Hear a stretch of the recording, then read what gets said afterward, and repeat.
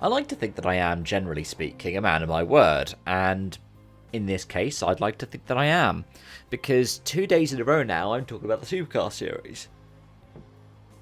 I'm expected to do a proper preview for Adelaide in the coming days, but let's briefly talk Sandown, because I've just sat down and watched all of it.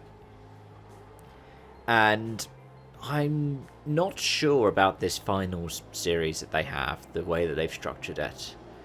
I mean, for someone like Chaz Mostert, it's been really good, hasn't it? He's won 3 of the 4 races so far, with 3 more left to go. He's 20 points behind Brock Feeney, he's 15 points clear of Will Brown, and 30 points clear of Kai Allen. And I think that's one of the things that's nice about it, is going into that finale in Adelaide, there is the spread between the 4 championship contenders. And of course, 3 races makes it all the better. But I don't know if it really works to have 3 weekends. I don't know. A weekend for each round, I get that it's almost like the NASCAR postseason format, right? Couple of races, and then a 1 race finale, more or less. But it means that just one bad weekend is enough to end your season, whereas at least with NASCAR's one with the win in you're in, if you were, say, a Briscoe or a Hamlin, you could have your motor blow at Martinsville and not be locked out of the Championship 4 as a result. And when you look at someone like Cam Waters or Matt Payne, you just see what happened in that second race, you're like, ouch. You do feel for them.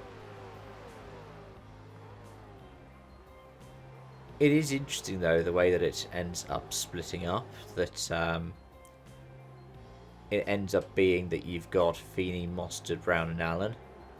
So you've got this split between the Fords and the Chevys. You've got the GM, you've got the Ford, you've got Triple Eight, and then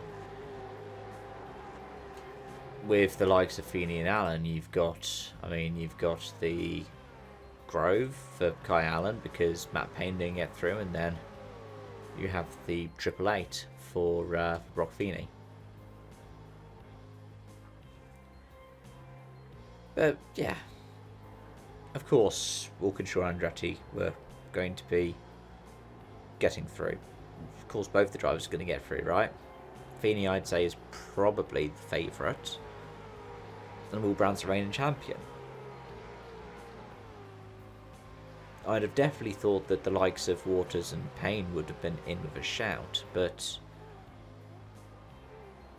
when you look at their weekends, when you look at their post-seasons, they were really tricky. And I mean, Waters swept the opener in Sydney and then hasn't won since. He's got a handful of podium finishes, whereas Payne came into his own at home for Taupo, and ended up with 3-4 wins, including about first 1,000.